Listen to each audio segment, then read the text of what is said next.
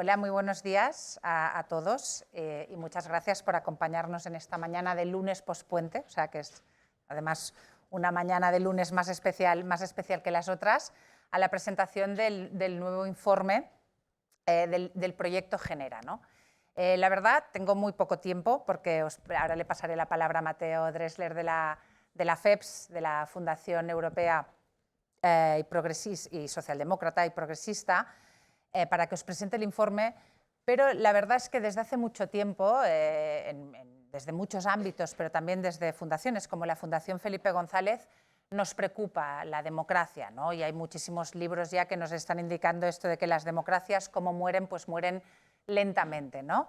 No mueren ya por golpes de Estado, sino que mueren lentamente también por un proceso casi de alejamiento, de colonización o de mala utilización de nuestras instituciones. Y por tanto, la gente joven y las nuevas generaciones, ¿no? Yo creo que esta es una de las grandes preguntas políticas de nuestros tiempos, para los que la democracia es una variable, digamos, dada más que conquistada. Tenemos que ver cómo a estos jóvenes los integramos no solo en los valores democráticos, sino en el uso, el respeto y las reformas de estas instituciones que nos conciernen a todos, ¿no? Y por tanto nos preocupa desde este proyecto Genera a los jóvenes no tanto las políticas específicas de juventud, sino todas las políticas públicas, todas las políticas democráticas, cómo repercuten en los jóvenes justamente para incluirlos más y mejor, que se diría, en nuestros sistemas democráticos y que entiendan, por tanto, que la democracia, por mucho que sea una variable dada, hay que valorarla como si tuviéramos que conquistarla cada día.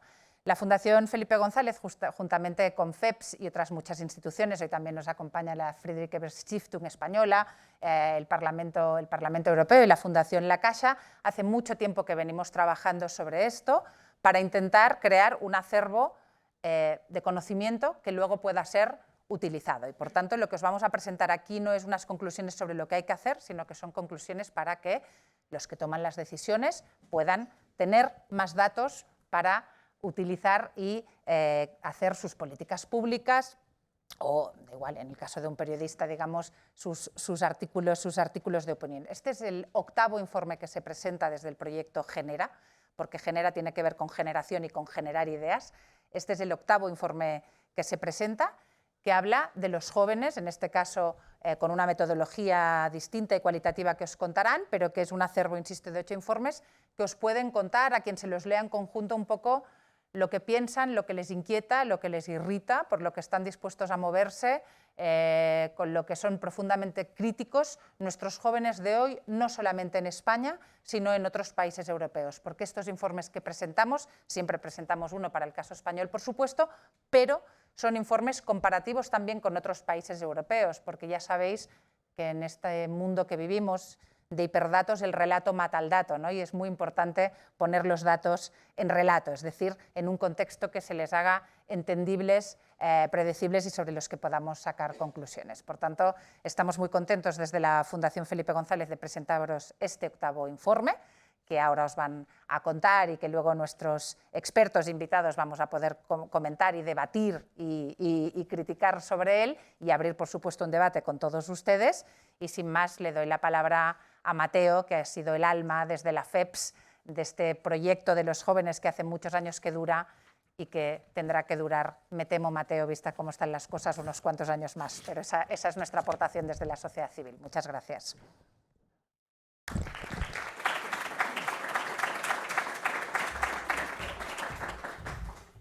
First of all, I'll have to do this in English. My Spanish didn't get better since last year when I spoke. First of all, I want to thank you that I can be here, also because I don't know that you know, but our foundation is based in Brussels, and in Brussels it rains about 6 out of 7 days a week at this time of year, so it's great to be in a city where it rains a little bit less.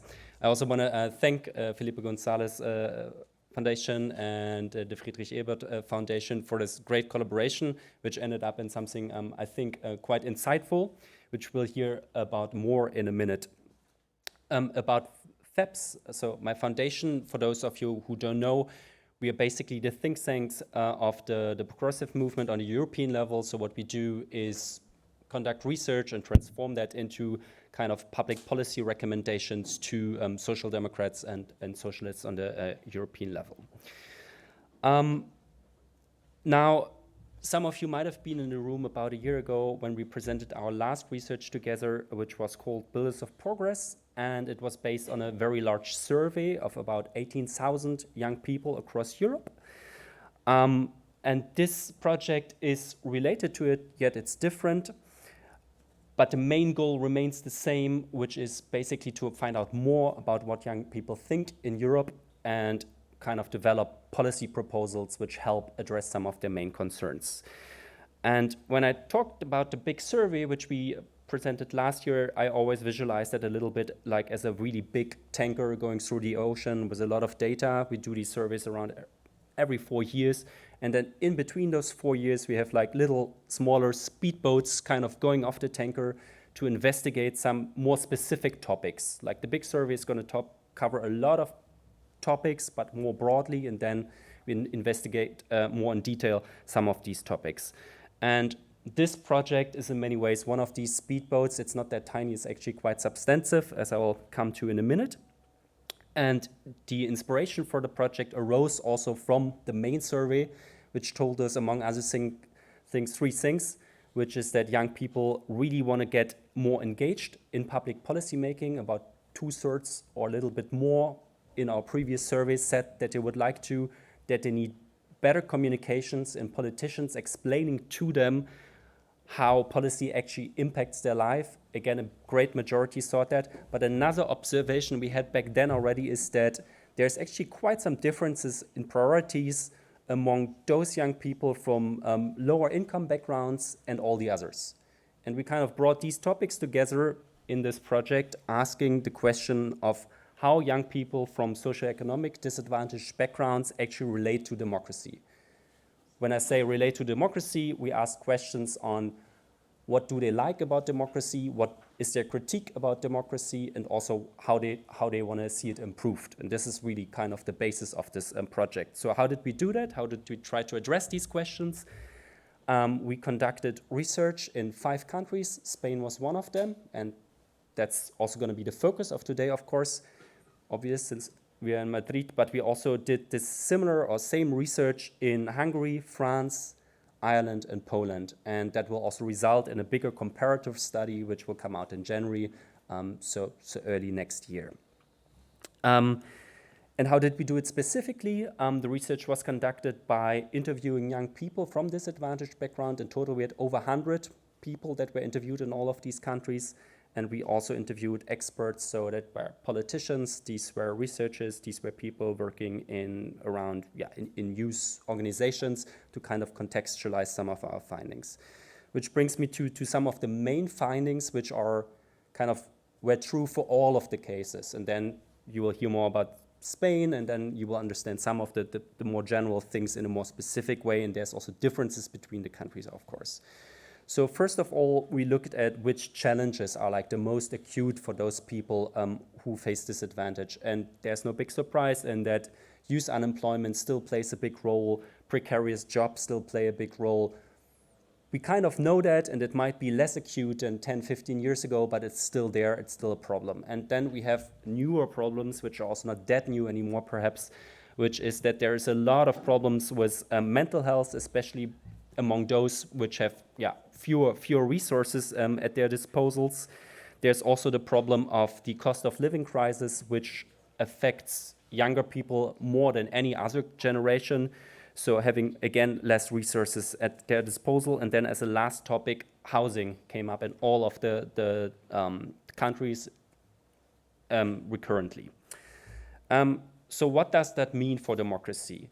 Like, how do people who face these challenges relate to democracy? I'm going to keep it simple for now, but one of the slogans which we always kept circling back to in all of the countries and also in Spain is that these young people that we looked at, they value democracy in principle, they like it, but it's not working for them. That's kind of the baseline which always kept coming back. And what it means specifically what is not working, some of the things is that politicians are, across the board, often not trusted.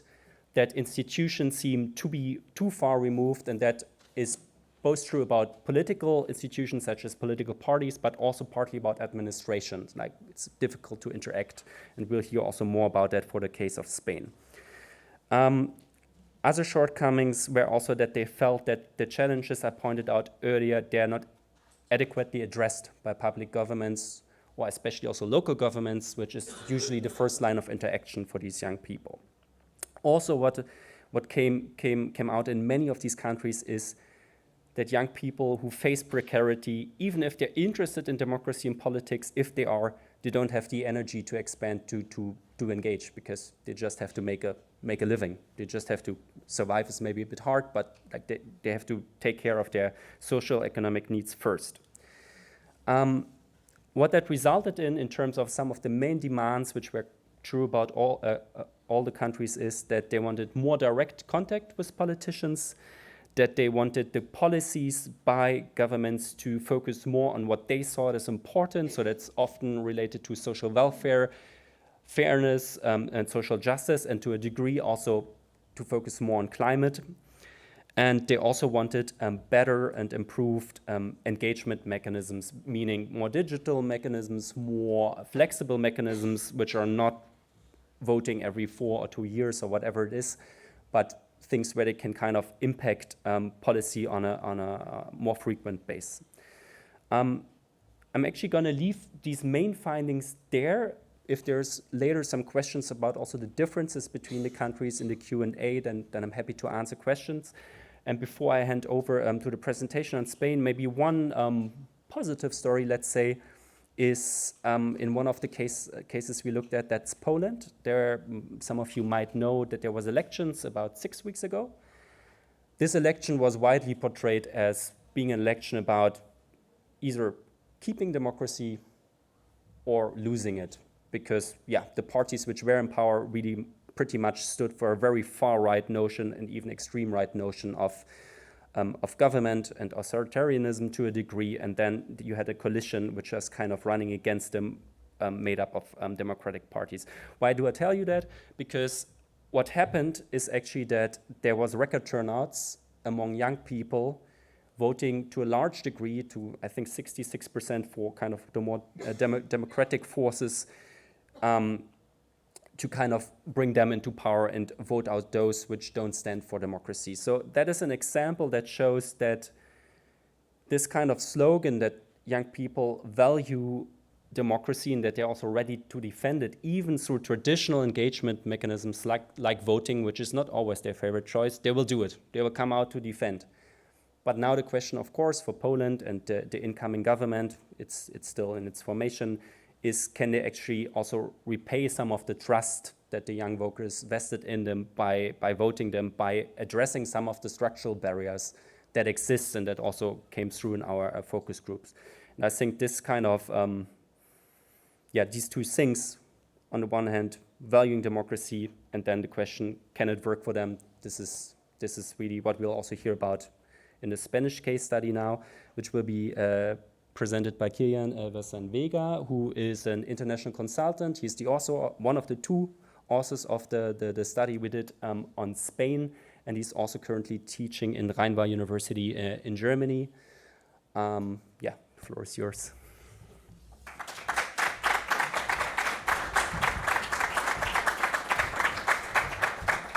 Bueno, pues muchísimas gracias y bienvenidas y bienvenidos al evento de hoy, a la presentación del informe.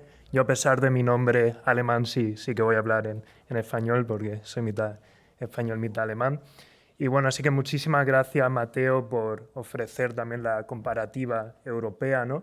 Porque ha sido un proyecto, como ya he mencionado, donde ha habido un esfuerzo grande pues, por ver si en diferentes países la trayectoria es parecida o si realmente en cada país son otro tipo de problemas a los que nos enfrentamos, ¿no? Cuando hablamos sobre esa creciente crítica que tienen los y las jóvenes, ¿no? Hacia el sistema democrático en la actualidad. Para comenzar, me gustaría un poco elaborar sobre cuál era el contexto y, digamos, las razones principales que nos llevaron a pensar que era necesario, ¿no? Pues llevar a cabo un estudio tan amplio como hemos realizado. Y una de las cuestiones fundamentales es que realmente veíamos una creciente literatura, y también nos encontramos con esto en la primera revisión de literatura que hicimos, que la mayoría de los estudios que se dan en este campo, ¿no?, sobre cómo son las actitudes de los jóvenes en cuanto a la democracia, la mayoría son estudios a nivel macro, ¿no?, donde se hacen encuestas, pues, digamos, realmente lo macro, que no ven, que no se paran, ¿no?, a hacer conversaciones más profundas sobre cuáles son los mecanismos de causación, ¿no?, por así decirlo. Y entonces, ¿no?, vemos como ejemplo, ¿no?, un estudio reciente del Open Society Foundations, donde realmente se muestran datos que obviamente son muy preocupantes, ¿no?, porque vemos que un alto porcentaje, pues, es muy crítico, ¿no?, con la democracia, pero obviamente no podemos pararnos ahí, ¿no?, por dos motivos fundamentalmente. Primero, porque son datos agregados, ¿no?, o sea, hay que entender cuáles son los mecanismos que hay detrás, cuáles son los detalles de todo esto. Y en segundo lugar, porque también nos hemos dado cuenta que partiendo de datos como este, las conclusiones, o sea, muchas veces estos estudios saltan muy rápido a las conclusiones, ¿no? O sea, ver esta crítica como algo que significa directamente que los jóvenes están desarrollando posiciones más autoritarias. Pues no necesariamente, ¿no?, como ahora como voy a elaborar en un momento. Y realmente, o sea, lo que hemos encontrado en este estudio, y voy a centrar la presentación en, digamos, dos mitos que hemos visto, ¿no?, hablando directamente con jóvenes en una situación de adversidad económica. El primer mito que nos hemos encontrado es esa idea que ha arraigado bastante en los últimos tiempos de que los jóvenes son menos proclives, ¿no?, a apoyar la democracia. Ese es el primer mito, por así decirlo. Ahora voy a pasar a elaborar por qué es un mito. Y el segundo mito es que las personas jóvenes no participan en política porque no tienen interés, ¿no?, en participar. Eso también hemos encontrado justamente lo contrario, hablando directamente con jóvenes, y ahora explicaré también por qué consideramos que hay razones suficientes para pensar que es un mito también esta afirmación, y que yo creo que es algo que en el discurso público como que está muy arraigado, ¿no? Siempre escuchamos los jóvenes hoy en día no se interesan por la política, pues realmente hemos encontrado justamente lo contrario, y ahora explicaré el por qué, ¿no? Y bueno, como ya mencionaba, pues justamente la relevancia del informe se sitúa también en que muchos de los estudios que encontramos realmente son muy inconsistentes. Quiere decir que según cómo se hacía la pregunta, ¿no?, el tipo de respuestas también con la que te encuentras pues son muy diferentes. Y ahora mostraré de hecho dos gráficas donde queda muy evidente que según cómo hagas la pregunta la respuesta va a ser muy diferente. Y segundo, que es necesario, ¿no?, entender mejor los procesos profundos que hay detrás, porque ahí también es donde se encuentra la oportunidad, por así decirlo, de encontrar soluciones, ¿no? O sea, de dónde viene esa crítica, ese descontento, y cómo podemos avanzar a la hora de proponer propuestas claras, ¿no?, de cómo mejorar esa situación. Como ya mencionaba Mateo, es un estudio que se está realizando en varios países. También hemos participado, digamos, en esa puesta en común, ¿no?, con los demás países. El estudio está ya muy avanzado y a punto de ser presentado en enero, así que también en parte la perspectiva de esa presentación también pues, se enriquece a través de lo que hemos visto en otros países, ¿no? Solo para explicar brevemente cuáles han sido los métodos, ¿no? Y realmente yo diría que esto igual es el factor innovador, ¿no?, en comparación con otros estudios, como decía, más macro, ¿no?, que usaban fundamentalmente encuestas. En el primer paso, pues una discusión directa con jóvenes. Hemos realizado 4 grupos de discusión para el caso de España, 15 grupos en Europa, tanto en zonas rurales como urbanas, porque también nos interesaba ver, ¿no?, si hay alguna diferencia o si realmente las posiciones son similares, ¿no?, según el territorio donde se realiza la discusión con los jóvenes. Por otro lado, y eso ya, digamos, con la intención de tratar de formular soluciones y formular una serie de propuestas, pues al haber hecho ya esa discusión previa con jóvenes, pasamos a realizar una serie de entrevistas con expertos, y la idea era pues, que fuera lo más transversal posible.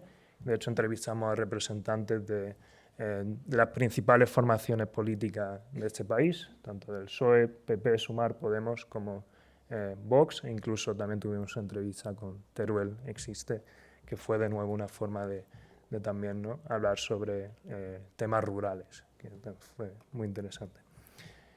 Ya entrando de lleno, ¿no?, en ese mito que comentaba, o sea, el mito vendría a decir, ¿no?, que las personas jóvenes son menos proclives a apoyar la democracia. Bueno, pues ¿con qué nos hemos encontrado? Que realmente no se puede sostener esta afirmación, y la realidad es bien distinta. Realmente, o sea, los jóvenes son críticos con el funcionamiento actual de las instituciones, de la democracia, no tanto con los valores democráticos como tal.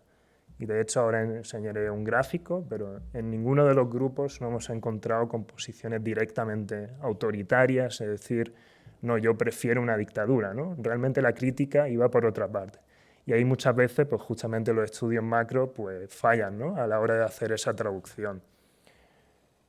¿Qué peligro hay? Que aún así, incluso, ¿no?, porque si vemos la situación de jóvenes, podría incluso sorprender que con la situación tan adversa a nivel económico que hemos vivido en los últimos años, con la crisis financiera, la gran recesión, ¿no?, de 2008, y después de la crisis económica que siguió al COVID, se podría esperar incluso, ¿no?, pues, o sea, yo esperaría, o era una de las ideas que tenía antes de hacer el estudio, encontrarme incluso con más crítica, ¿no?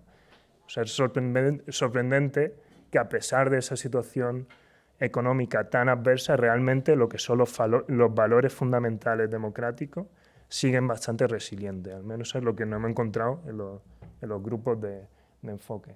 Pero ¿cuál es el peligro? Pues justamente que en esa situación donde la crítica va al sistema actual, no tanto a los valores, pues entren en juego partidos intolerantes que se apropien, ¿no?, de un discurso de querer una democracia alternativa, o esa es al menos la narrativa, cuando en realidad los valores de fondo son más autoritarios, ¿no? Mateo mencionaba el caso de Polonia, ¿no?, también, como los partidos de derechas pues justamente van por esa línea. Estos simplemente dos gráficos, como decía, para mostrar, ¿no?, cómo según la pregunta que se haga, los resultados pueden ser bien distintos. A la izquierda vemos un gráfico de valores de satisfacción con la democracia en comparación europea. El caso de España lo vemos, está en el medio, ¿no? Y en esta encuesta, por ejemplo, sale pues, que los valores o las posiciones entre adultos y jóvenes son bastante similares, ¿no? Sin embargo, si hacemos la pregunta de otra manera, ¿no?, o sea, ¿crees que la democracia siempre es preferible?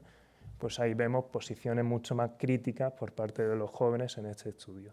Y como decía, esto era una de las razones por las que pensamos aquí hay mucha inconsistencia, esto hay que analizarlo a fondo, ¿no?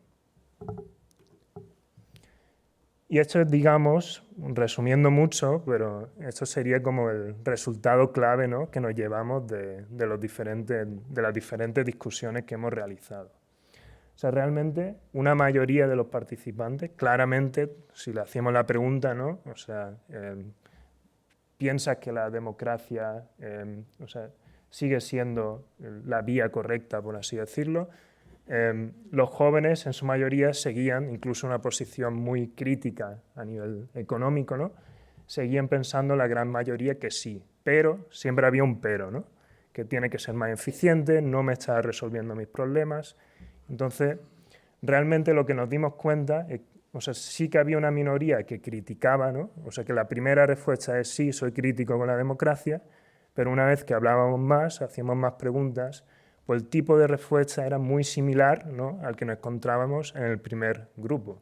Realmente se hablaba de nuevo, bueno, soy crítico con la democracia porque no me está resolviendo mis problemas, porque tiene que ser más eficiente. O sea, realmente esto nos muestra que no hay un problema de valores, sino un problema de, ¿no?, situación actual. Y como decía, no nos hemos encontrado con una situación donde, ¿no?, explícitamente los jóvenes dijeran no, yo es que prefiero una dictadura, ¿no?, un sistema autoritario. Eso no es la cuestión, y por eso pensamos que muchas veces se simplifica demasiado en los estudios previos que hemos visto. Y estos son solo ejemplos de testimonios de los diferentes grupos, ¿no?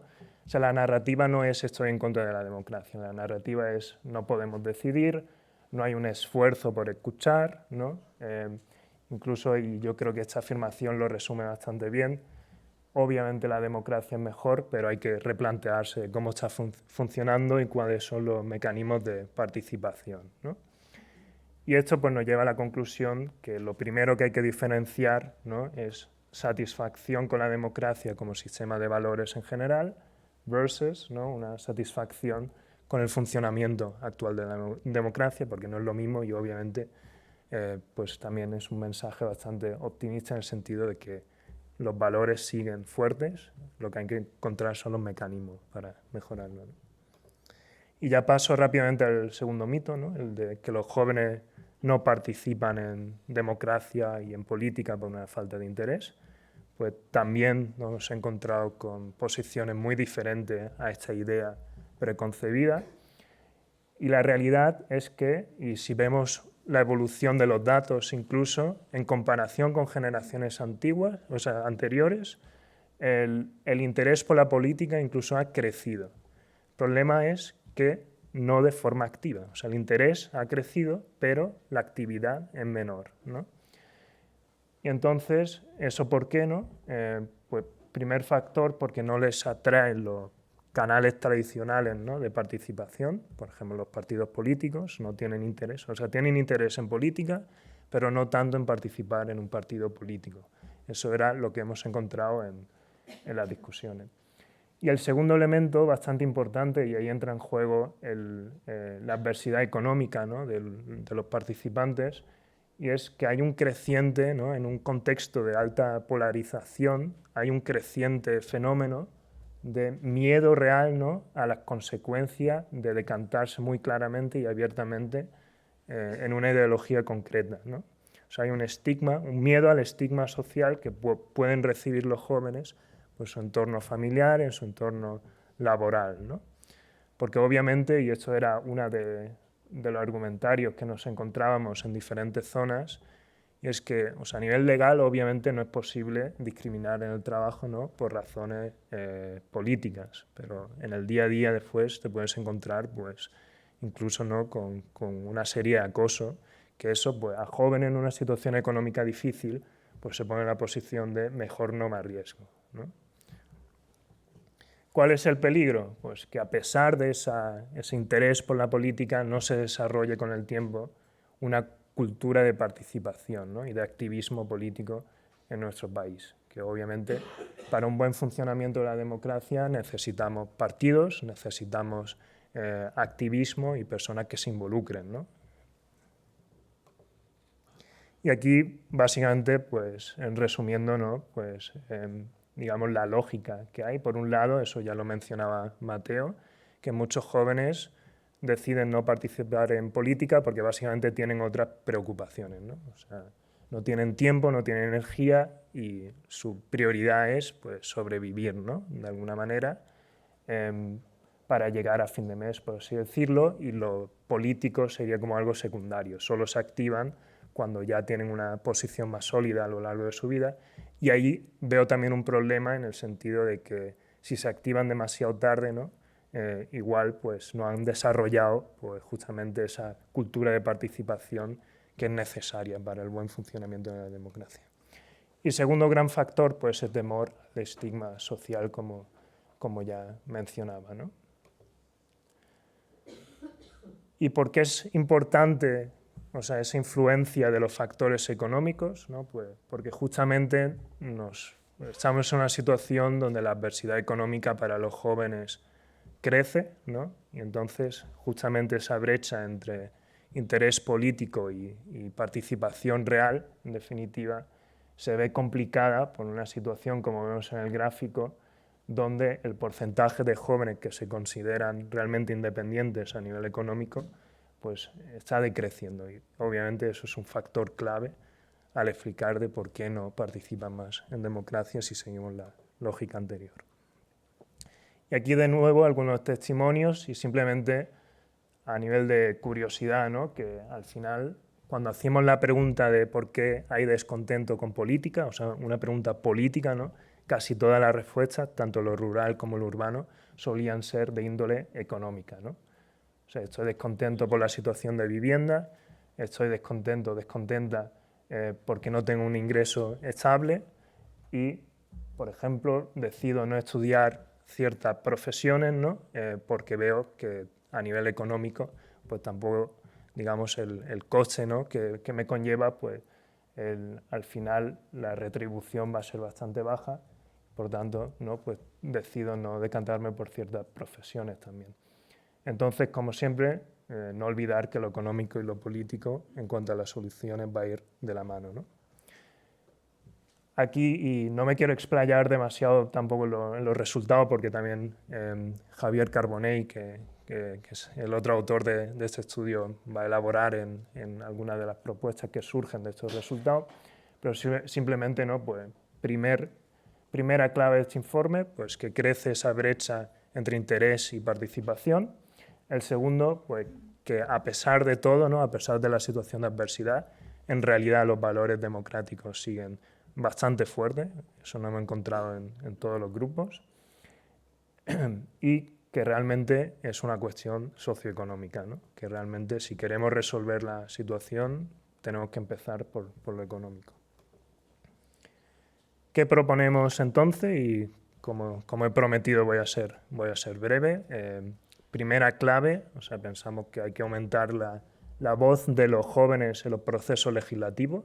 Había mucha queja de que la típica situación, ¿no? Que igual se invita a los jóvenes pues solo para la foto, ¿no? Como también nos mencionaba en algunas entrevistas, ¿no? Que básicamente hay todo un proceso legislativo y después muchas veces, sí, ya termino, y muchas veces básicamente o sea, solo se invita a los jóvenes para la foto final, ¿no? Tienen que estar presentes y se debería adoptar digamos, una perspectiva de juventud, o sea, no ver la juventud como algo aislado, sino tienen que participar en leyes de vivienda, medioambientales, en todos los sectores, tiene que estar esa visión joven. El apoyo financiero a organizaciones juveniles, por supuesto, también, como una de las propuestas clave, y ya como última diapositiva, otros temas que también han sido muy recurrentes en los diferentes grupos, reducir la jerga jurídica, ¿no? Porque muchas veces justamente las personas que más necesitan, por ejemplo, ciertas medidas, ¿no? Económicas de ayuda son los que peor tienen el acceso a entender, ¿no? A nivel lingüístico el funcionamiento de esas leyes y realmente de ayuda de la que se podrían beneficiar.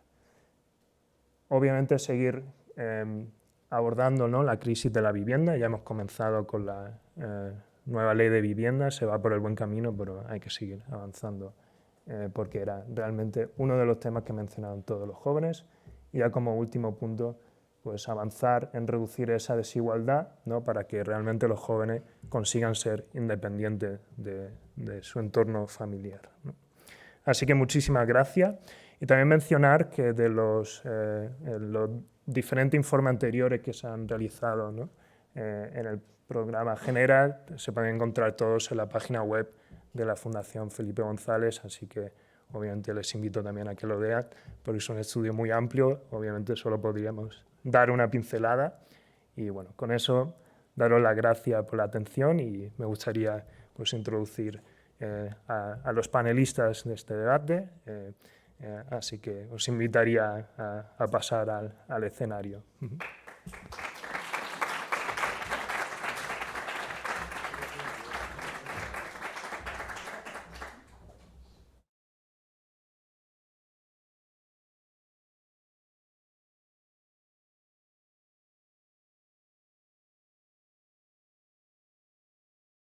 Pues muy bien, muchísimas gracias a Mateo y a Kilian.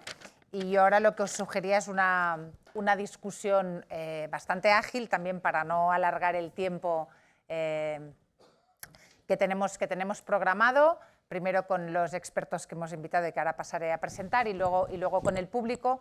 Como ahora mencionaba Cristian también, y os decía yo al principio de nuestra intervención, este es el 8º informe Genera. Cada uno de los informes ha tenido una aproximación distinta, un análisis de datos distinto, ¿no? Por ejemplo, este claramente es un cualitativo con focus group, comparativo de jóvenes vulnerables. Luego, por ejemplo, hicimos uno enorme, no sé si te acuerdas, Mateo, que tenía que ver con cómo había afectado todo el tema del coronavirus, ¿no? Y que eran datos más de encuesta. Entonces, a mí me gustaría también que las discusiones, hoy evidentemente presentamos ¿no? Pero que entendiéramos un poco todo este acervo, insisto, de estudios y documental para tratar de sacar conclusiones que nunca son fáciles, ¿no? Porque el diablo, como dicen los ingleses, está en los detalles. En todo caso, yo no me enrollo más y doy la bienvenida a esta mesa de debate, que tenemos hoy con nosotros a Andrea González Henry, que es la presidenta del Consejo de Juventud de España. Muchas gracias por acompañarnos, Andrea.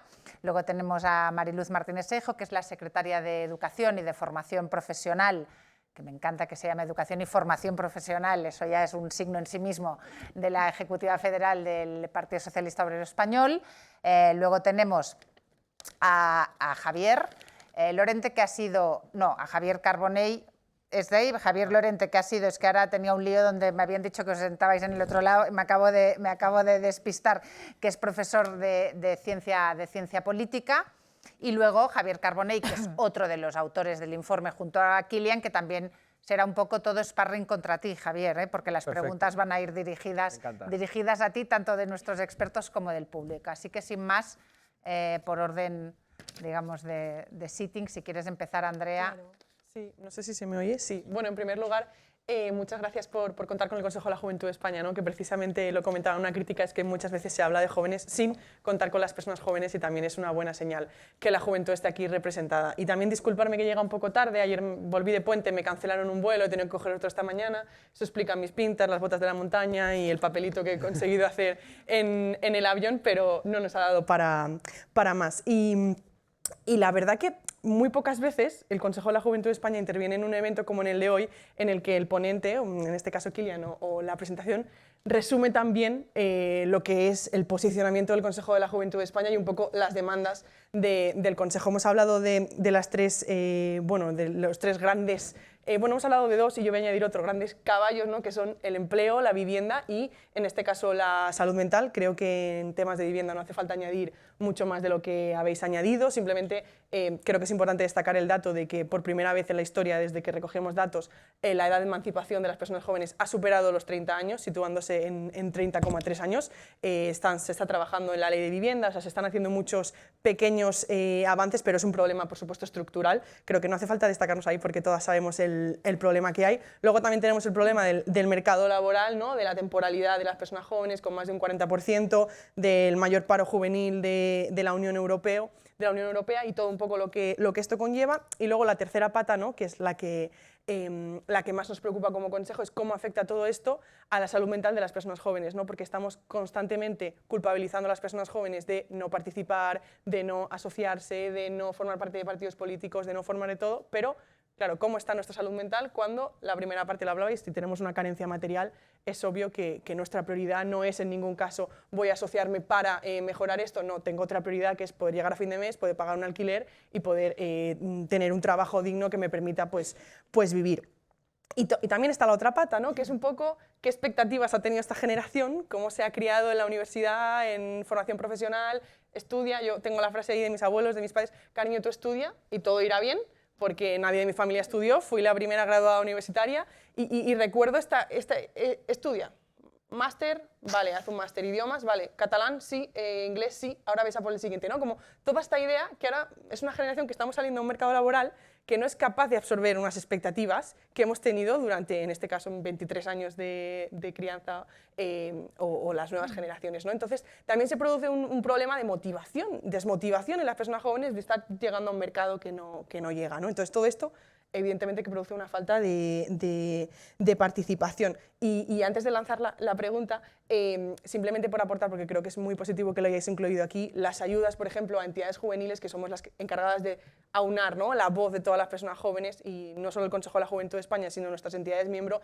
llevan 11 años congeladas, aunque el presupuesto del INJUVE, que es el organismo, el Instituto de la Juventud del cual dependemos, sí que ha aumentado, ¿no? Entonces hay como muchas pequeñas cosas que hacen que al final, pues eso, la juventud no es que no quiera participar, creo que estamos bastante de acuerdo, no es que no participe porque no quiere, sino porque no puede. Pero claro, ¿cómo conjugamos, que es un poco el debate eterno del Consejo, que las personas jóvenes que tienen una vida de personas jóvenes, es decir, una vida de un día estoy aquí, otro día estoy allí, ahora hago un Erasmus, ahora vuelvo, ahora tengo este trabajo, ahora pruebo en esto, ahora hago unas prácticas, ¿no? Una vida muy, muy volátil, ¿cómo la estructuramos en unas estructuras de participación completamente anticuadas, que no son para nada representativas de la realidad que viven las personas jóvenes, y cómo trasladamos eso a las políticas públicas, ¿no? Porque lo decíais, no se consulta a la juventud, se consulta posteriormente para la foto, que esto nos pasa muchísimo. Al final, el consejo que puede aportar una consulta pública, como cualquier ciudadano, quiero decir, al final, cuando la juventud no está en el proceso, hay errores y hay muchas leyes y hay muchas ayudas, como por ejemplo el bono cultural, que poseen errores de propio razonamiento, de publicarlo en Facebook o de pedir a la gente clave PIN para pedirlo, que son errores de no contar con personas jóvenes en el proceso de elaboración. Entonces, ¿cómo se conjuga? Bueno, es pregunta, no sé, reflexión, un poco, que es un poco el problema del consejo, cómo conjugamos la vida de las personas jóvenes, que tenemos una vida, pues en su momento de la vida como muy, muy ágil y con mucho movimiento, ¿no? Con trasladar estas propuestas, que además sean las propias personas las que trasladen las propuestas, porque la realidad, la reivindicación es que seamos nosotras las que lleguemos a trasladar nuestras propuestas con toda la jerga burocrática, con toda la jerga jurídica, cuando la mayoría de personas no somos juristas o no nos dedicamos al mundo de las ciencias políticas y no deberíamos de tener que haber estudiado esto para poder hacerlo. ¿Cómo conjugamos, o sea, eso, que las demandas de las personas jóvenes lleguen teniendo en cuenta todo lo otro? Perdón por alargarme. Acumularemos preguntas, Javier. Mariluz, por favor. Bueno, muchas gracias también por la invitación y contar con el Partido Socialista en este panel de debates sobre un aspecto que, bueno, a mí particularmente me preocupa, que me dedico a la educación, me dedico a la formación y, por tanto, beneficiarios y los destinatarios de las políticas, pues evidentemente son la juventud, ¿no? Bueno, yo me he leído el informe desde el principio hasta el final y la verdad es que lo he leído con muchísimo interés.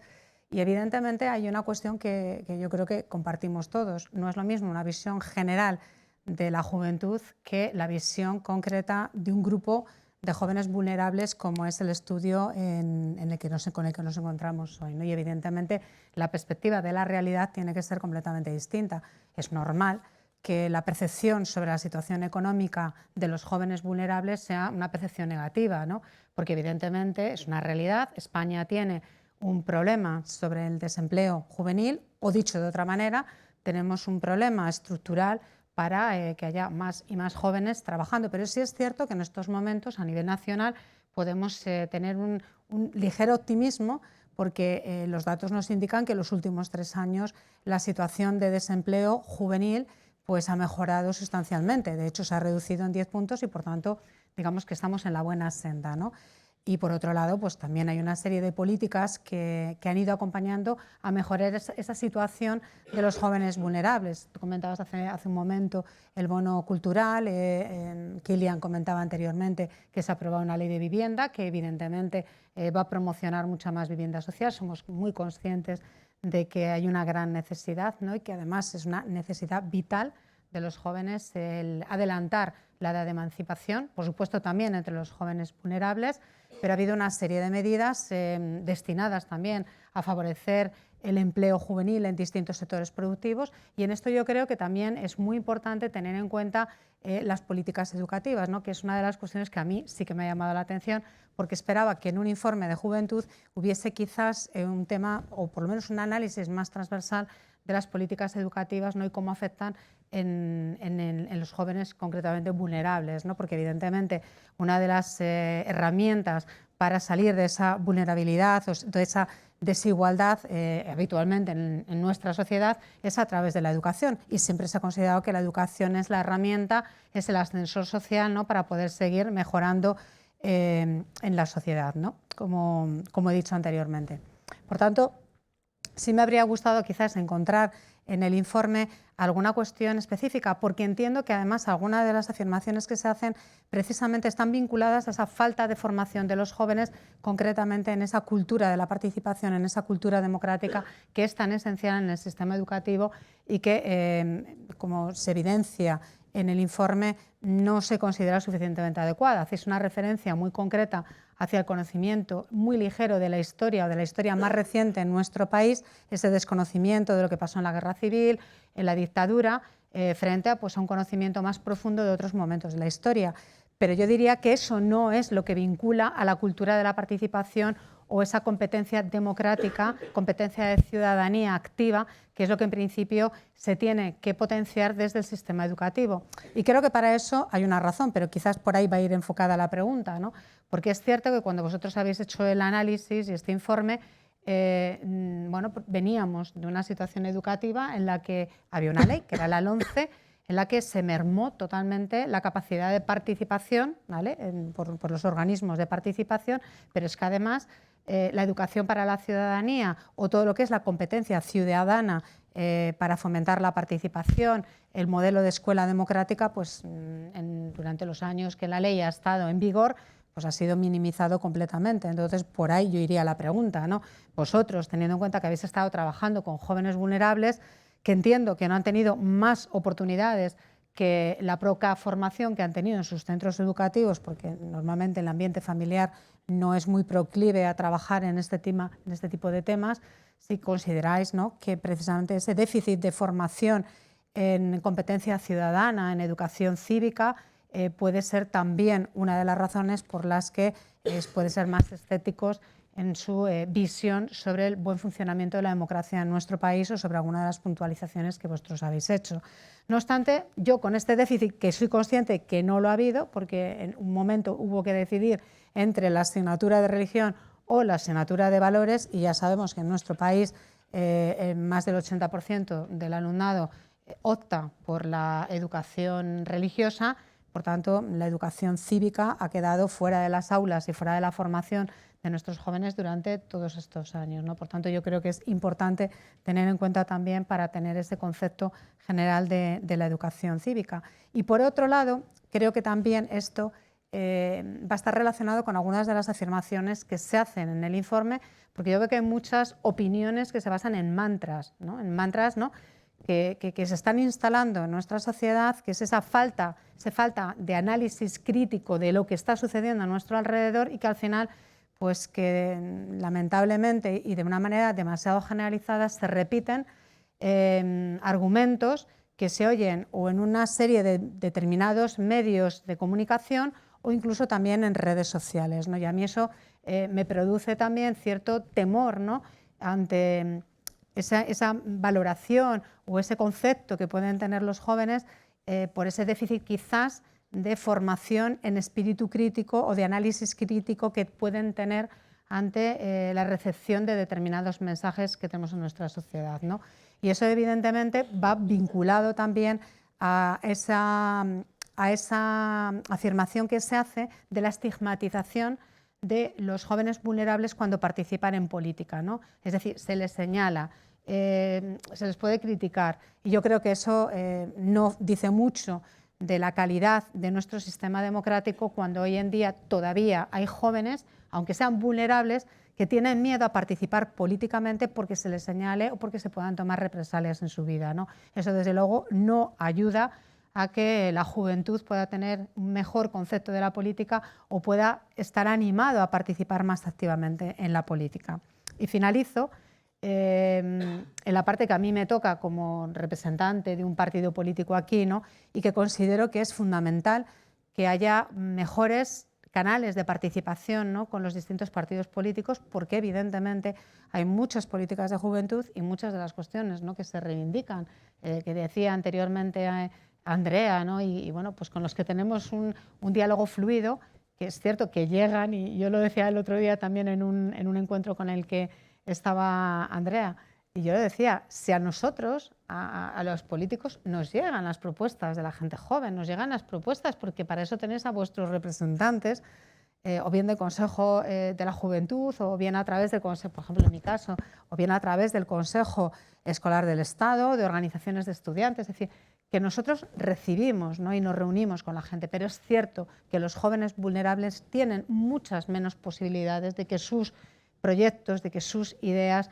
puedan ser transmitidos, y eso solo puede ser solucionado si se hace desde las dos partes, ¿no? Facilitando que los jóvenes participen, y aquí veo como algo muy positivo lo que comentáis, ¿no? De esas redes en los ámbitos locales, ¿no? que me gustaría también que nos aclaraseis, ¿no? En qué sentido funcionan mejor, porque yo creo que todas las experiencias que funcionan bien son las que tenemos que tener en cuenta, ¿no? Para abrir nuestra capacidad de comunicación, ¿no? Y de interacción con los jóvenes, ¿no? Por tanto, yo sí creo que hay que seguir avanzando, que hay que seguir trabajando en proyectos que puedan ser sectoriales. Yo, desde luego, desde mi secretaría en educación lo hacemos muchísimos actos destinados a la gente joven para hablar de educación. Entiendo que tiene que ser lo mismo en otras áreas y que desde la política hay que abrir mucho más, hay que hacer un esfuerzo mayor para llegar a jóvenes vulnerables. Pero hoy también estáis los expertos, los que habéis estado trabajando en este tipo de informes, los que nos tenéis que dar ciertas claves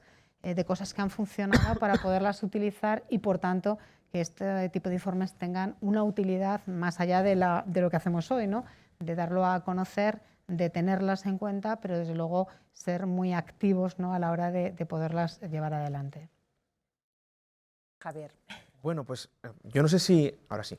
Bueno, primero, gracias por la invitación. El informe está muy bien, o sea que yo aconsejo a todo el mundo que esté interesado que realmente lo lea porque va a encontrar bastantes claves interesantes. Yo voy a hacer un poco una cosa distinta a la que han hecho mis compañeras de mesa, ¿no? Que es empezar por la pregunta y luego la reflexión, ¿no? La pregunta es si en algunas cosas no sois demasiado optimistas con los datos que tenéis. Esa es la pregunta, y voy a hacer la reflexión después, ¿no? Pero luego así para que, como spoiler, para que nadie se pierda, ¿no? Claro, del apoyo a la democracia, me voy a centrar en dos puntos. Yo soy politólogo, lo siento, entonces pido ya disculpas de antemano. Me voy a centrar en dos cosas, ¿no? Me voy a centrar en el tema del apoyo a la democracia, ¿no? Y luego en el tema del interés y la participación política, ¿no? Bueno, es verdad que sabemos, además de hace muchos años, que el apoyo a la democracia tiene como dos grandes dimensiones, ¿no? Que es el apoyo difuso, vale, la democracia en sí, y luego ese apoyo específico que es, bueno, pero a día de hoy, ¿la democracia me soluciona el problema o no me lo soluciona, ¿no? Y sabemos que ese apoyo específico, que es esa pregunta de ¿estoy satisfecho con cómo funciona la democracia?, que habéis puesto antes, pues oscila un montón, varía muchísimo del contexto, o sea, depende mucho del contexto, en momentos de crisis baja mucho, luego más o menos se recupera, luego vuelve a bajar, subir, y sabemos que, en fin, no pasa nada, ¿no? La gente a veces está contenta, otra vez está enfadada y no hay más, o sea, bueno, tampoco es bueno que la gente esté enfadada, pero bueno, que no supone una amenaza para el sistema democrático mismo, ¿no? Pero en cuanto al apoyo difuso a la democracia, que es esto de la democracia en sí, ¿no? O sea, a mí la democracia me parece mejor que una dictadura. Bueno, que los jóvenes, hay un 60% de jóvenes que apoyan sin ambajes la democracia, cuando tradicionalmente hemos estado en niveles de 80, 85%. A mí sí me parece que hay que... Es verdad que vosotros lo hacéis, por eso digo que lo leáis el informe, para no parecer ahí muy crítico, no, pues no es esto, ¿no? Crítica. No, pero no es una crítica, sino claro, hemos pasado, estoy viendo el CIS, por ejemplo, hemos pasado de que los jóvenes eran el colectivo que más apoyaba la democracia en sí, como sistema, con niveles del 83, 84, 85%, 2018 baja un poco a 70 y mucho, a 2021 con apoyos del 60, bueno, más o menos como los gráficos de Guillermo Cordero y Roch que habéis puesto, ¿no? Entonces, claro, vosotros decís, realmente una de las explicaciones es, la gente ve un déficit en la democracia y quiere más democracia, ¿no? Eso es un poco el resultado de del análisis cualitativo. Pero claro, cuando tenemos partidos de derecha radical creciendo por todos los sitios, niveles de polarización muy alta, ¿no? Que vosotros también habéis hecho referencia antes. Bueno, ¿hasta qué punto quizá esa conclusión merecería un poco más de... Esa es la primera pregunta, o es demasiado optimista, ¿no? Respecto del interés por la política, bueno, esto no es pesimismo, sabemos que los jóvenes tienen menos interés por la política, no pasa nada. No pasa nada porque los jóvenes dejan de ser jóvenes, podríamos decir, ¿no? O sea que el interés por la política, es verdad que a nivel de cohorte los jóvenes cada vez tienen más nivel de interés por la política, pero siguen teniendo menos nivel de interés por la política que los adultos, ¿no? O sea, cuanto vamos haciendo los adultos, pues tenemos oportunidad de interactuar con el sistema político, votamos, vemos a los partidos, de repente pues sentimos que un partido es próximo a nosotros o que uno es muy distante, y poco a poco vamos aprendiendo a participar y generamos interés por la política. Esto no es, ¿no? Pero, claro, este argumento que también he oído a colegas con el tema de la brecha de género, el interés por la política, no sé si lo sabéis, pero las mujeres permanentemente tienen menor interés por la política que los hombres, ¿no? Y pasan los años y las mujeres tienen mayor nivel educativo que los hombres. Y entonces, una de las explicaciones es, bueno, es que lo que entienden las mujeres por política o los temas de la política pues no son igual de atractivos que otros temas, ¿no? Y este es un poco el mismo argumento que hacéis vosotros, ¿no?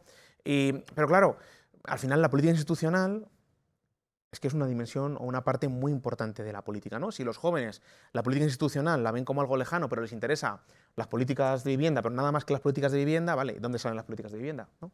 Salen de unas elecciones, una mayoría parlamentaria, salen de debates con actores sociales, bueno, pues sindicatos, grupos de interés como el Consejo de la Juventud y otros.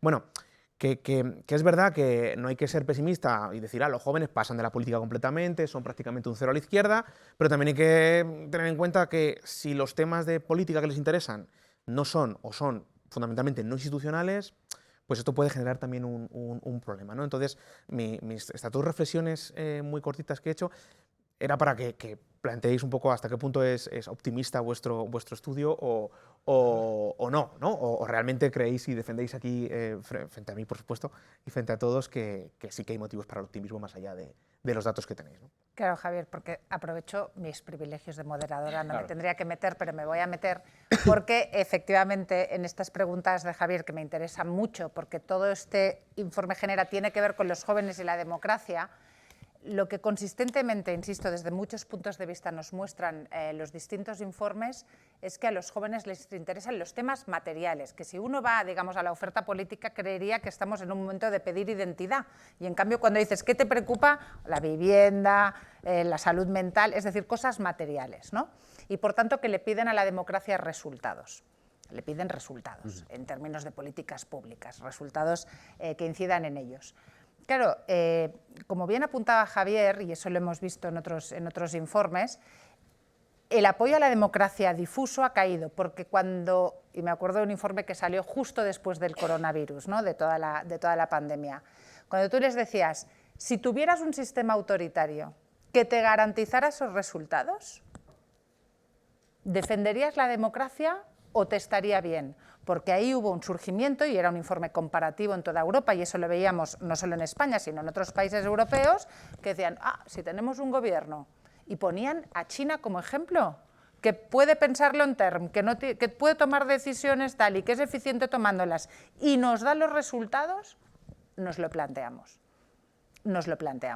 Y yo creo que eso es relevante de este informe, porque un 60%, como bien apuntaba él, es un apoyo. Tú dices, bueno, hay una solución, siempre pasa lo mismo, siempre que tienes un problema es decir, no, insisto, y entonces es más democracia. Pero también te indica que habría unas ciertas preferencias si hubiera el delivery correcto en términos de políticas públicas para que tu preferencia a sistemas no democráticos, si te dan lo que quieres tener, existe. Y a mí personalmente me preocupa porque lo estamos viendo efectivamente en muchas de las opciones electorales y digamos casi narrativas y de lo que dicen en muchas partes de Europa y de América Latina, ¿no?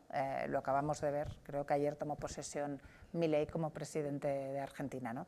Entonces, en fin, creo que ese es un tema bastante relevante para el que tienes poquísimos minutos que respondernos a todos, porque sí me gustaría, y acabar a tiempo, abrir el debate con el público.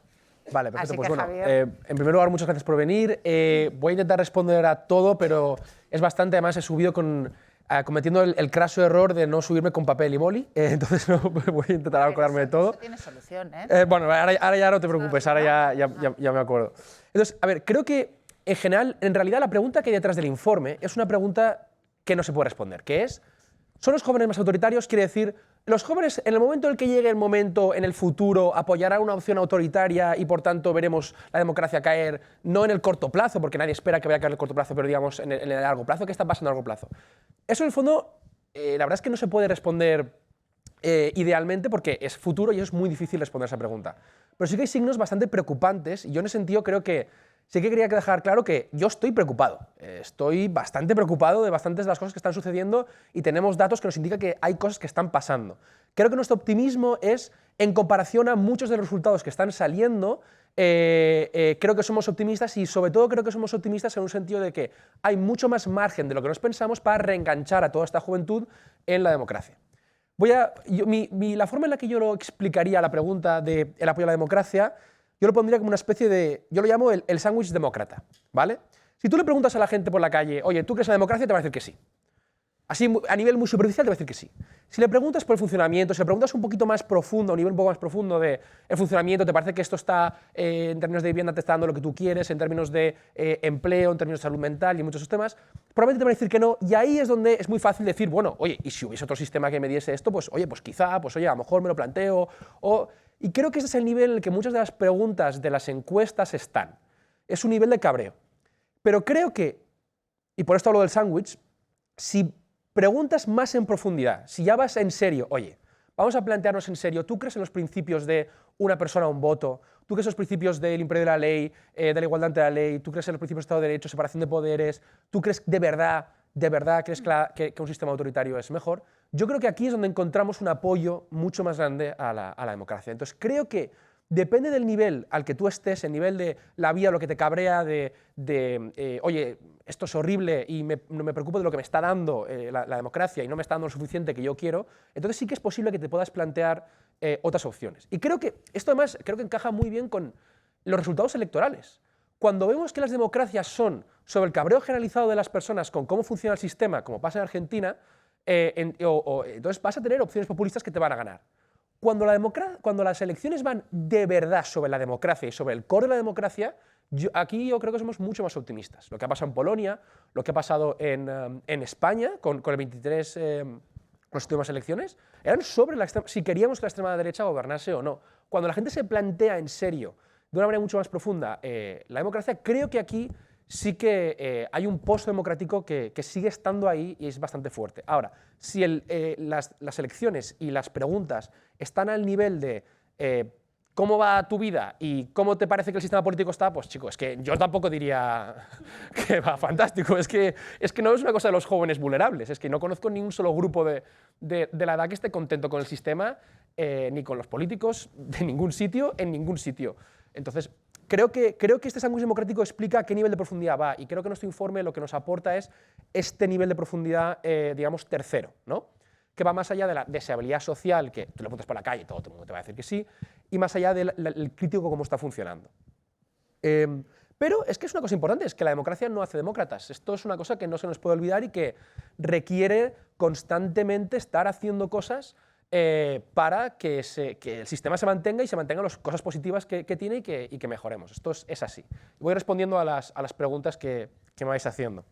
Voy a resumirlo un poco. Creo que uno de los grandes puntos del informe, que Kilian me ha dejado, digamos, explicar un poco más, es la parte del capital social. Esto es un problema que tenemos tremendo en España, ya lo sabemos, tenemos muy poco tejido asociativo, muy poco capital social, muy pocas asociaciones y sociedad civil de participación. Y esto es un tema que, bueno, vamos, los que sois de politología ya lo sabréis, esto es una cosa que se habla siempre, pero es que lo vemos y lo vemos tan claramente que lo teníamos que volver a mencionar.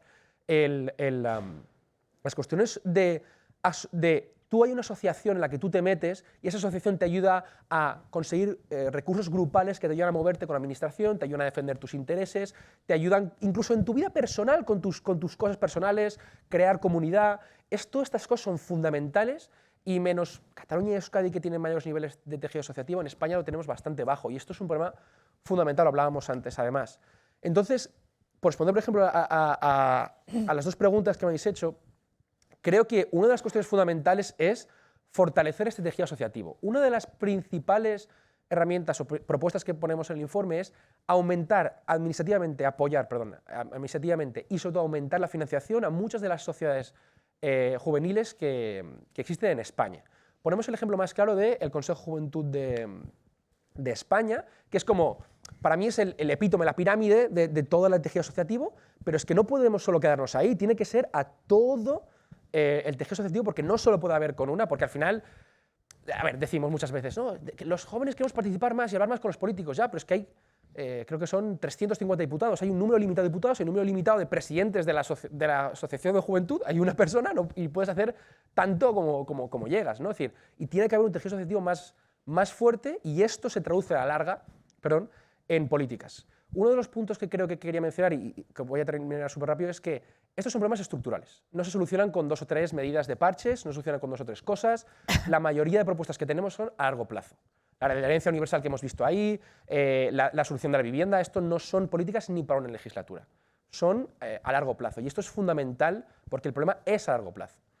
Y luego, creo que en ese sentido el tema de la educación para la ciudadanía, perdóname por mencionar, solo coger una cosa de las 1000 cosas que has dicho que me parecen súper interesantes, creo que sobre todo, o lo más beneficioso de la formación de educación en ciudadanía sería el ayudar y el promocionar precisamente esta idea de tenemos que asociarnos para lograr nuestros objetivos. Individualmente no logramos nada y es precisamente asociándonos que se puede lograr algo, que se puede, tampoco es que aquí el sistema sea fantástico, pero creo que esta idea es la que tendría que calar más y la que especialmente no está en nuestra sociedad y especialmente no está entre los jóvenes vulnerables, que es el objetivo del informe. Y cuanto más podamos implantar esto en la sociedad, creo que mejor para todos a largo plazo. Este sería un poco. Entonces, de aquí el optimismo. Yo creo que hay mucho margen para mejorar, muchísimo. Y no estamos perdidos, ni los jóvenes están levantando todos la mano en plan fascista. Entonces, creo que ni rezando el rosario en la frase de Ferrat. Creo que hay mucho margen para la mejora. Y en ese sentido, ese es nuestro optimismo. Muy bien, muchísimas gracias, Javier. Hay que recuperar siempre el saber ancestral, ¿sabes? A los niños los educa la tribu, sabes que el capital social importa mucho. Es muy difícil construirlo, ¿eh? Muy difícil construirlo, pero es muy importante. Entonces, abro preguntas al público. Tenemos poco tiempo, así que os pediré que sean preguntas. Ya sé que suena redundante, pero no siempre es al uso. Entonces, Antonio me ha pedido la palabra. Un segundo, Antonio, déjame alguien más. Pues mira, 1, 2, Cristina y 4, ¿de acuerdo? Y las hacemos todas a la vez. Antonio, por favor. Yo creo que es importante preguntarnos cuántos años tiene la Constitución, 45 años. Sí. O sea, los jóvenes de España no hacen como nuestros abuelos, los abuelos de Galicia, de Cantabria, de Málaga, de las Islas Canarias, comparan la democracia con la dictadura, porque vivieron la dictadura. Pero los jóvenes lo que comparan es la democracia con la democracia misma y por eso son más exigentes con la democracia. En segundo lugar, la crisis de valores. Yo los oigo hablar a ustedes y veo, yo estuve en España hace 6 años y veo cómo funciona España y la comparo con el país de donde vengo, Venezuela. Y en Venezuela el 75% de los jóvenes con capacidad para incorporarse al mercado laboral están en la economía informal. El último informe realizado por la Universidad Católica Andrés Bello indica que 3.500.000 niños y adolescentes están fuera del sistema educativo, que no llegan al 8% con un porcentaje de 20 puntos los estudiantes de 5º grado de bachillerato porque reciben solamente 2 clases a la semana, que el salario de un sanitarista no llega a los $15 al mes, que han desertado del sistema educativo más de 200.000 educadores porque el salario es equivale a 8 euros al mes. Por eso la crisis de valores es importante porque no nos extrañemos por qué, o busquemos la pregunta, ¿por qué están confundidos muchos jóvenes? Es insólito que haya voceros políticos de España que exalten la dictadura de Venezuela. Es insólito que esa narrativa la avalen, esa falsa narrativa del progresismo, de tocar el cielo con las manos, sea avalada por figuras relevantes de la democracia española que saben muy bien que en Venezuela se cometen crímenes de lesa humanidad, que saben muy bien que de Venezuela han tenido que huir 8.200.000 venezolanos escapando de las garras de esa dictadura. Yo creo que eso también confunde a los jóvenes de España y hace falta que haya un contrapeso que pueda enfrentar esa narrativa que le hace tanto daño a la credibilidad que puedan tener los jóvenes en un sistema democrático si los comparamos con los resultados de Corea del Norte, en los resultados de Cuba, de Nicaragua, donde hasta por rezar y por hacer oficios religiosos tienen preso a un sacerdote. Esa es, yo creo que, una pregunta que tendríamos que responder. Muy bien. Detrás tuyo, Antonio. Bueno, muchas gracias.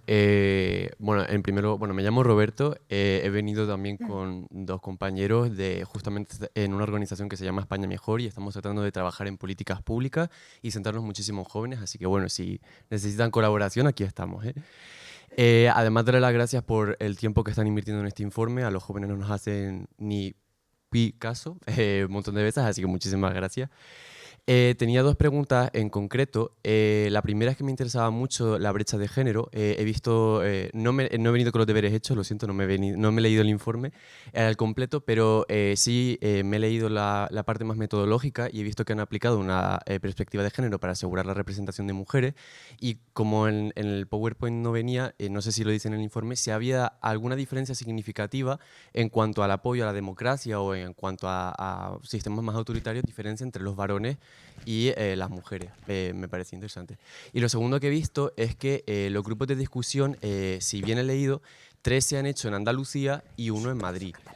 Entonces me preguntaba si hay literatura que diga que no hay diferencia, debido a que la cuestión territorial en España es tan importante, yo creo, ¿no?, a nivel político y a nivel social, si no creen que pueda a lo mejor influir el hecho de que se haya hecho la mayoría de grupos de discusión en el sur de España y en Madrid. Pienso porque yo, por ejemplo, soy canario, me he criado en Extremadura y bueno, las realidades políticas en Cataluña, en Euskadi, en Galicia pueden ser muy, muy distintas. Y me preguntaba si quizá no les preocuparía o si tienen datos en base a que no deberíamos preocuparnos por esa cuestión.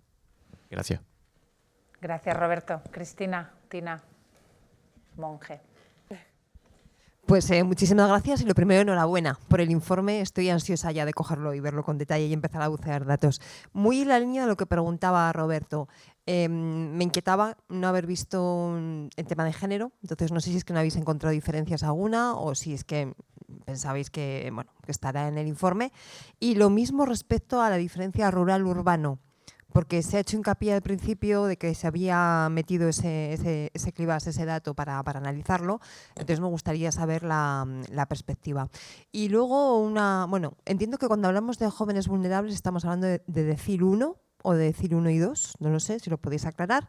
Y luego una cuestión más concreta, en cuanto al tema de género, aparte de la cuestión de género como tal, que siempre tenemos que meterla, ¿no?, y es interesante, me acordaba de un debate que tuvimos con Javier hace unos días en la sede de Comisiones Obreras, donde uno de los temas que subrayábamos era cómo, cuando preguntas solamente a jóvenes varones, te das cuenta que es creo que es el segundo, si no me equivoco, grupo de votantes mayores de Vox, de la ultraderecha en España. Entonces, por ver cómo relacionabais eso. Gracias. Perfecto. Y la última pregunta. Disculpa que gracias. Bueno, enhorabuena por el informe, que siempre tener datos sobre jóvenes y democracia me parece que es fundamental. Yo intento que sean preguntas muy concretas. Primero, ¿habéis visto diferencia entre que sean jóvenes vulnerables o no lo sean? Veo, o sea, por lo que habéis contado no era comparativo, pero por lo que es la revisión de literatura que habéis hecho. Porque me ha sorprendido una cosa al oír la presentación, y es que los resultados, de verdad, yo los identificaría al 95% de cualquier informe de juventud del INJUVE o de cualquier otro. Es decir, que no sé qué diferencia hay, y eso es lo que quería un poco ver, entre juventud vulnerable y juventud en líneas generales.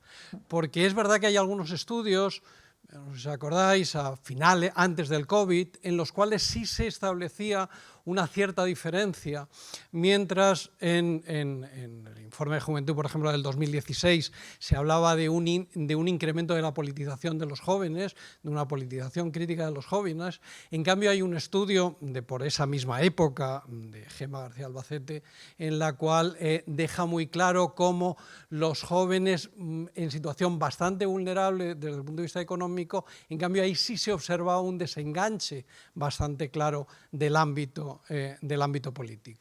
Entonces no sé si esto se sigue produciendo, pero me da la sensación que, es decir, la discusión sobre la democracia y el apoyo a la democracia es el mismo que se viene repitiendo últimamente. Sí. El tema del interés por la participación y si a los jóvenes les interesa la política institucional o les interesa otra política, un tipo de distinción que creo que habría que cargarse ya. Es decir, el que a los jóvenes les interesen los temas ecológicos, de ecología, es que no habría que hablarlo ni de institucional o no institucional. Es que forman parte de la política. Lo que pasa es que cuando les preguntamos a los jóvenes por política, terminamos siempre en los partidos.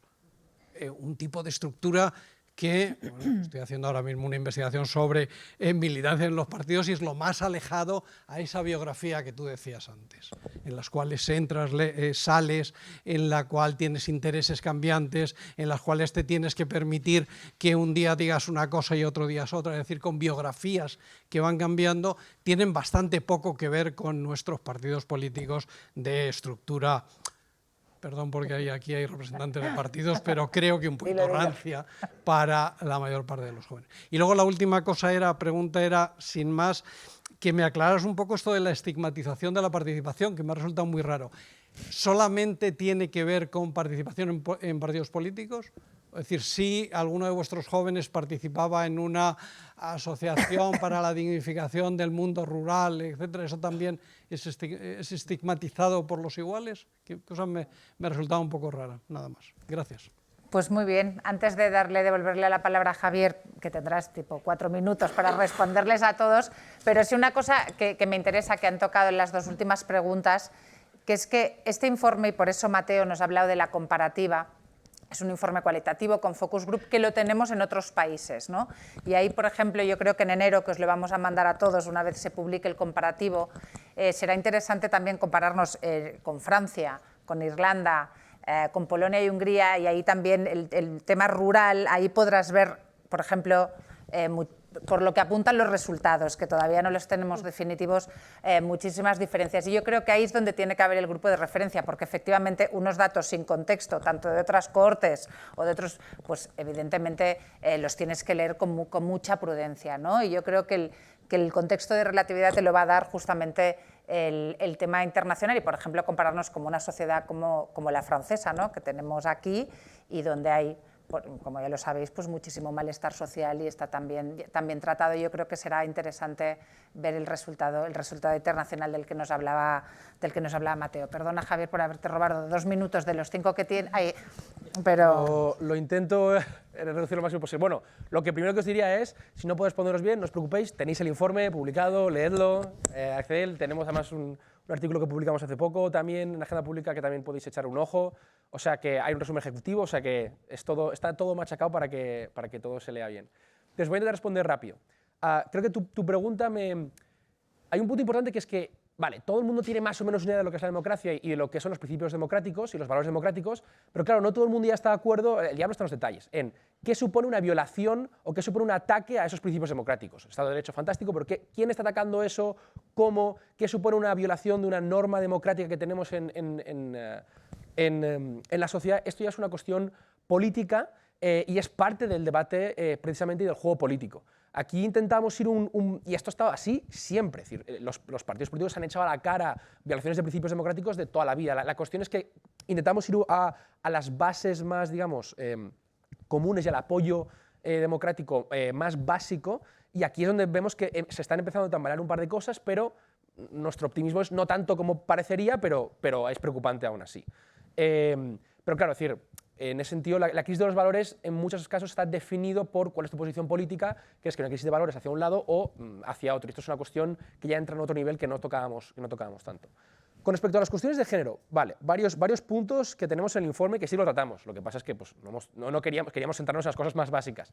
No vemos grandes diferencias en las respuestas de los focus groups y de los grupos de discusión el apoyo a la democracia. Ni en general de las ideas que tienen, ni del apoyo a la democracia entre los hombres y mujeres, y la visión que tienen sobre el sistema es bastante parecida. No vemos ahí una gran diferencia de género. Sí vemos una gran diferencia en el elemento rural-urbano.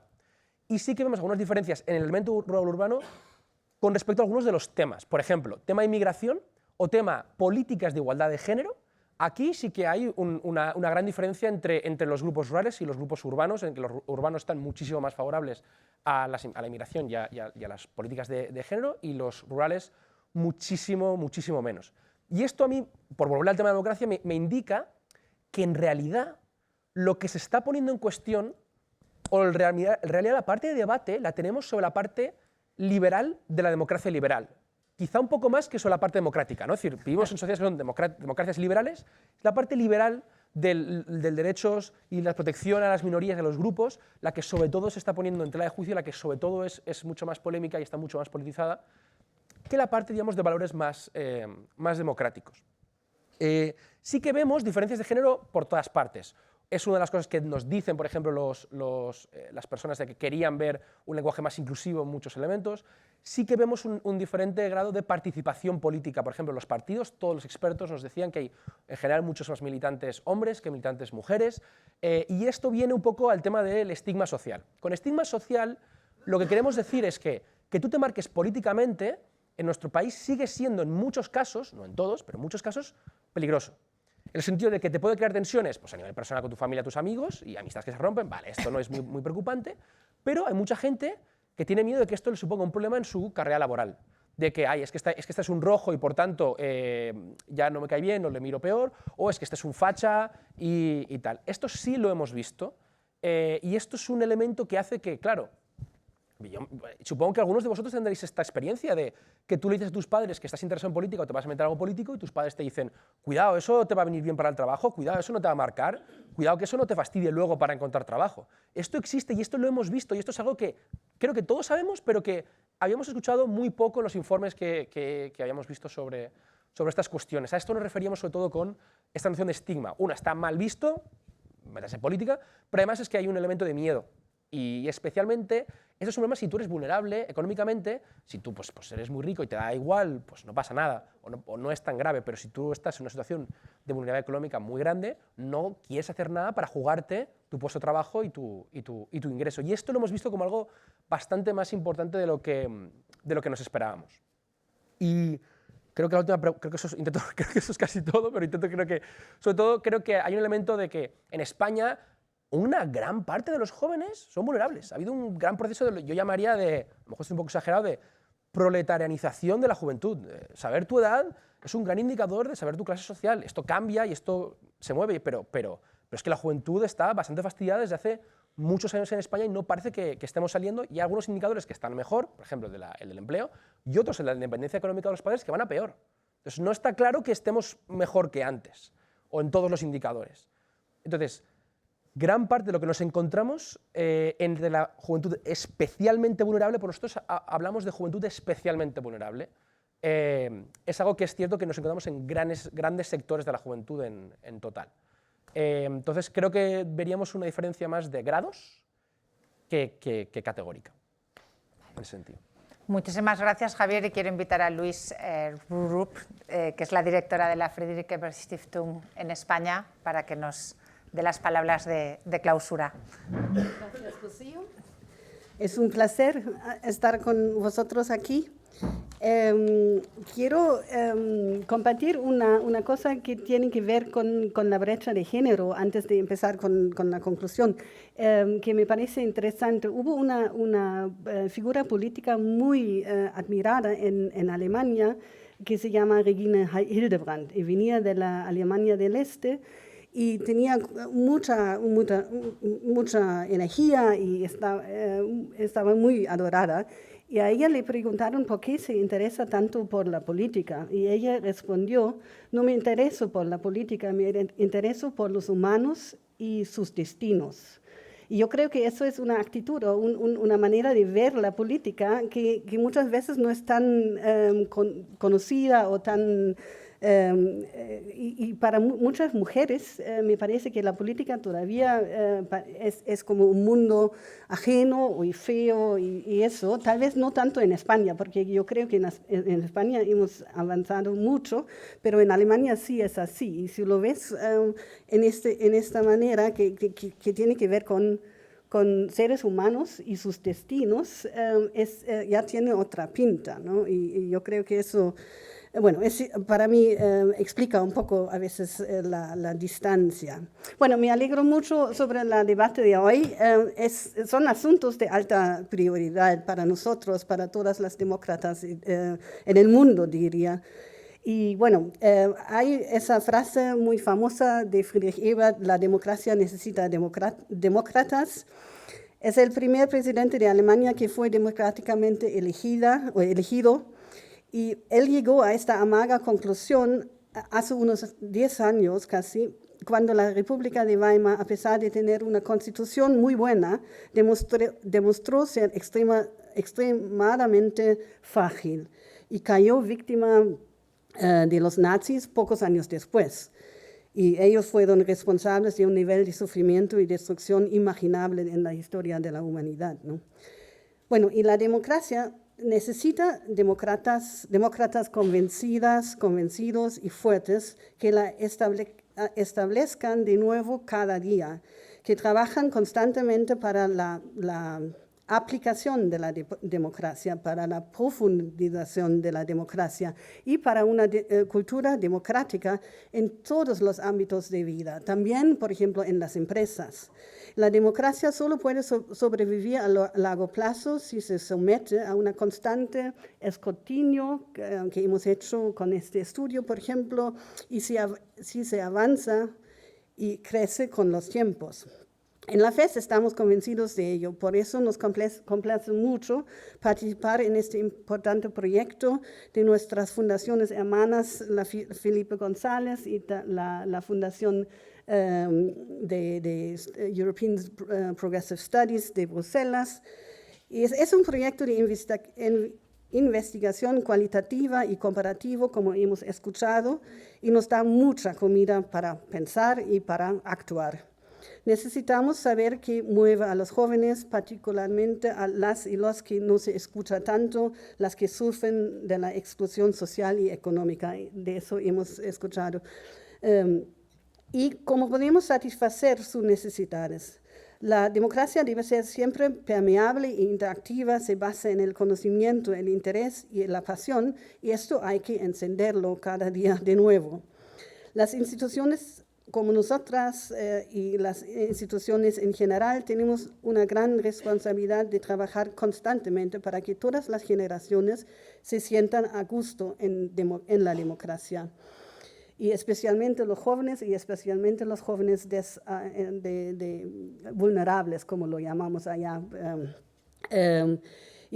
Entonces, eso requiere, por ejemplo, como base la oportunidad de llevar una vida independiente como joven adulto, pero también, como nos explica el estudio aquí también, modificaciones como en el lenguaje, llegar a un lenguaje más comprensible, a instituciones más accesibles y una red de organizaciones de la sociedad civil, particularmente juveniles en los barrios y on the ground en general, apoyada por políticas públicas y una perspectiva juvenil, y eso me parece muy importante, una perspectiva juvenil en todos los ámbitos de la política pública para un futuro favorable a los jóvenes y a las democracias.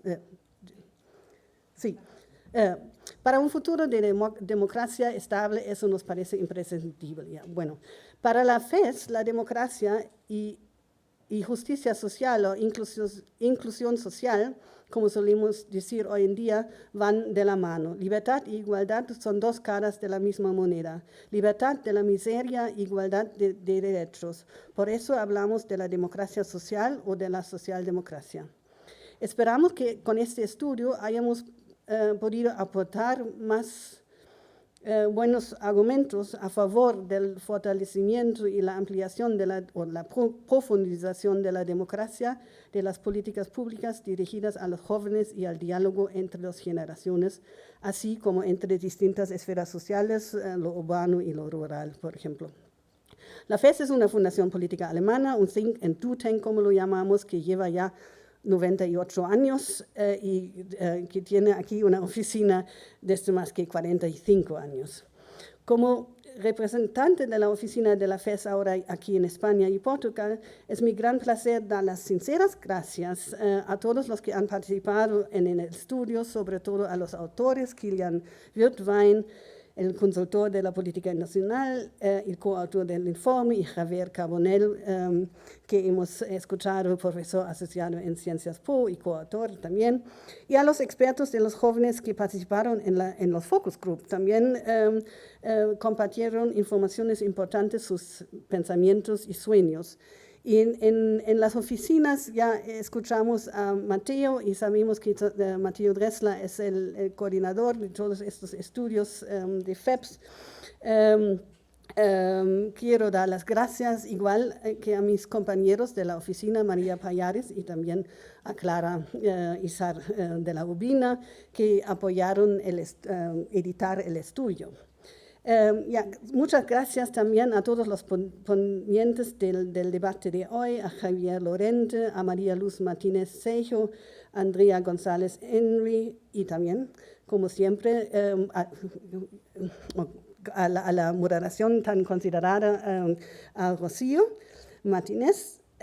Y bueno, y quiero mencionar una cosa, ya mencionamos el aniversario de la Constitución Española, pero ayer también celebramos el 75º aniversario de la Declaración de los Derechos Humanos, y en mi vida siempre las hubo. Es un poco como lo contó el compañero, es fácil darlo por sentado, darlo por hecho, pero no es así. Tenemos que llenarla con vida cada día. Debemos recordar la desastrosa situación en la que se produjo esta declaración conjunta de los estados de todo el mundo. Y esto debería ser siempre un incentivo para nosotros. Los derechos humanos como base de toda acción democrática requieren nuestro trabajo diario y su defensa y su aplicación en la práctica social. Bueno, otra vez quiero dar las gracias también a la audiencia y al Caixa Forum porque nos dan este espacio tan adecuado y tan precioso.